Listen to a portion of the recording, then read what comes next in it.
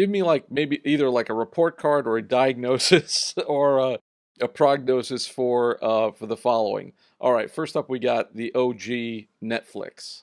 They're doing quite well from their television product standpoint, but it's the only product they have. They're failing horribly with their ad product. Just it's an abysmal, dead on arrival non-entity. They launched it poorly. They're running it poorly. They just got rid of their head of ad sales and most of their senior business affairs team.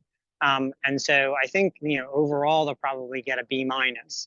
But on the kind of premium streaming end of it, they're probably an A. On the ad tier, they're probably an F. And on their overall vision of where they're headed as a company, and yeah, again, I would probably say a B minus, maybe a C plus. What about the Disney bundle? What about Disney, Hulu, and ESPN? To me, the strategy for entertainment at Disney is akin to the weather in Florida. If you don't like it, wait 15 minutes, it'll change. So it's hard to pin them down, which is, I think, why Norman Peltz is attacking them again all of a sudden to take over board seats there. I frankly don't get it. I think the biggest lesson from Bob Iger's second administration is stay retired. I don't think he has a good clue of what the market needs right now. Notably, it's important to understand that Bob Iger made his bones buying shit, and now he's trying to sell shit. Those are two different. That's like a pitcher trying to hit. There's only one player I know of who can do that. And so, I think at the end of the day, and frankly, their content isn't as good as it used to be either. Their last couple of superhero movies have really missed the boat. I can't remember the last. I will watch Loki. That just came out this week, but I also don't remember the last time I touched their service, frankly. They were never going to sell Hulu. I don't know why he lied about it. I don't understand what they're doing with ESPN. I don't understand what they're doing with ABC. It's a pendulum swing at best, and it's a kind of bipolar experiment on the other. So I would say, as a set of intellectual property, they're an A plus. But given the amount of intellectual property and legacy advantage they have, their current strategy is, I would say, at best a C minus, and very quickly approaching a D. I mean, there is Moffett Nathanson valued the parks division of Disney at $71 billion. The entire it's $71 a share. Their entire enterprise is only worth $80 a share right now. Like they are the most undervalued stock given the legacy advantage they have. So I'm greatly. They were one of the old school media companies that I was going to bet on long term, and I have with my own money. And so, and full disclosure, I am a shareholder, not a very big one, tiny, teeny one. But I just think that they're a mess. Okay, what about Paramount Plus just incorporated Showtime?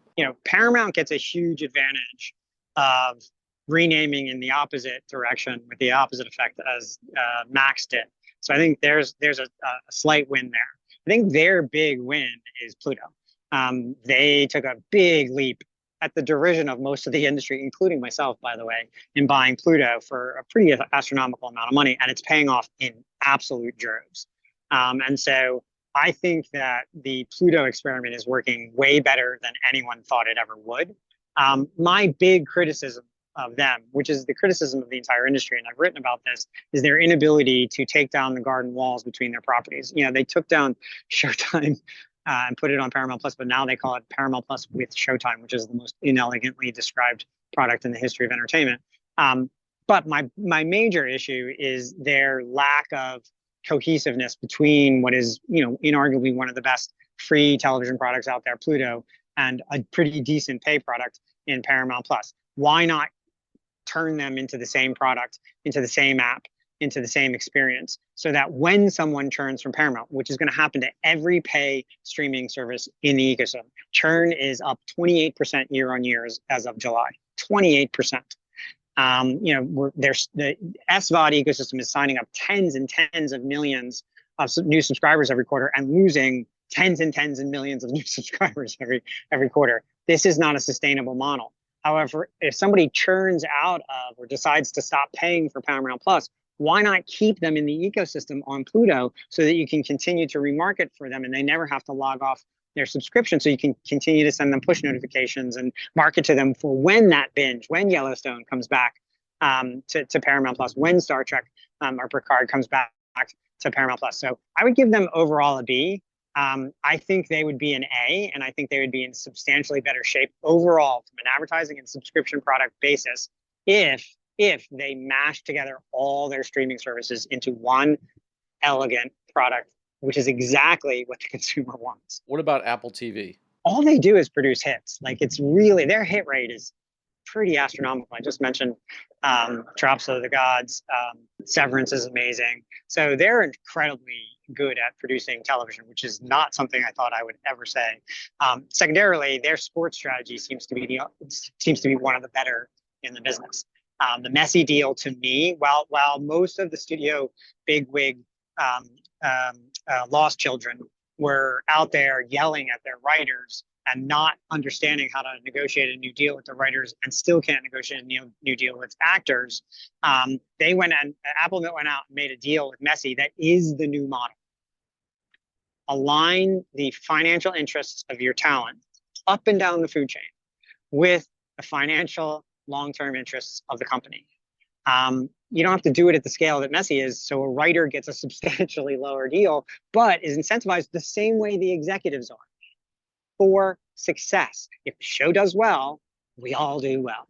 And so I would never bet against Tim Cook and Apple. I think he's one of the best CEOs in the marketplace, and he's not straight, but he is a old white dude. So it does prove again that you can do things well. My big criticism of them is their lack of movement around the Apple One product to create a true competitor or a cohort for Amazon Prime. I think they still have a very long way to go, and I don't understand what's taking them so long, frankly.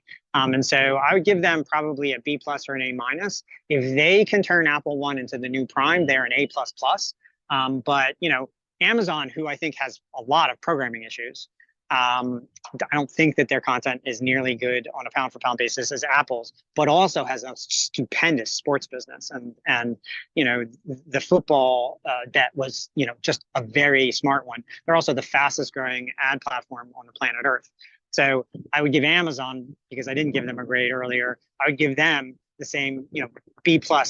And again, if they can figure out how to fold Twitch into their mainstay product, to figure out how to make music a real viable player in the market system, they would be an A++ as well. Those are the two companies, along with Google, that I would say are probably the three most likely to be permanent fixtures in the entertainment platform ecosystem. What about Peacock? It's hard. That is a black box to me, to be honest with you. We don't really know how well they're doing. I don't think I've ever watched a piece of programming. Oh, that's not true. I watched Poker Face, which was really good. I can't say I get it. I don't. I think it's this is a cop out, but I think it's an incomplete. I think Comcast has a right to win. Their new Xumo product, I think, is smart. It's imperfect, but it's V1, and they'll have a V2 and a V3 and a V4. They control, along with Charter, who they work in tandem with, they're in a joint venture with Xumo. They control 70 million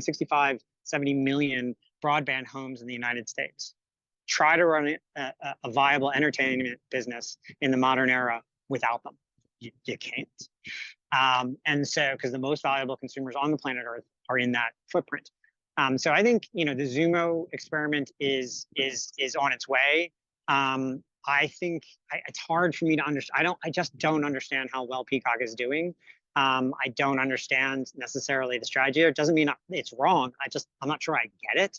I also don't know who's running it these days. It's very difficult to tell. It seems like they have a musical chair game going on with the leadership on that product. And so and then you can't not mention the fact that every 6 months they have a major sexual harassment scandal. Every 6 months. Every 6 months. Every 6 months. What is it? What's going on there? Who's in charge? You have to look to Brian Roberts for that. So generally speaking, I would give them an incomplete. Finally, we've got Max. We talked a little bit about Disco Brothers. I gave him a lot of shit at the time, and I still think it was a terrible idea. HBO has, got billions of dollars worth of goodwill in the marketplace. I don't know why you would squash it like a bug. But I do believe that the idea of prioritizing the Discovery Scripts content on the platform long term is probably going to be a good move. They lost 2 million subscribers in the transition from HBO Max to Max, but I think ultimately they were going to lose those 2 million subscribers anyway. So I don't think it was necessarily going to be I don't think it was as big a loss as some, including myself, made it out to be. On the other hand, boy, their leadership is just all over the place. The way they handled CNN and Chris Licht was just embarrassing. It was a case study in what not to do. I don't understand their strategy. Again, they're pendulum swinging between models on a regular basis. Their entire fast strategy is to license content to other people, which is fine for this quarter, but is not great long term. Like the fact that I can turn on Netflix and see a shit ton of HBO content, I don't think is good for them long term. And I don't think it's that great for Netflix either, paying an arm and a leg for it. So I think it's a kind of loss. That said, again, I'm kind of contradicting myself. After I wrote about how they should bring CNN into the streaming fold on Max, they did.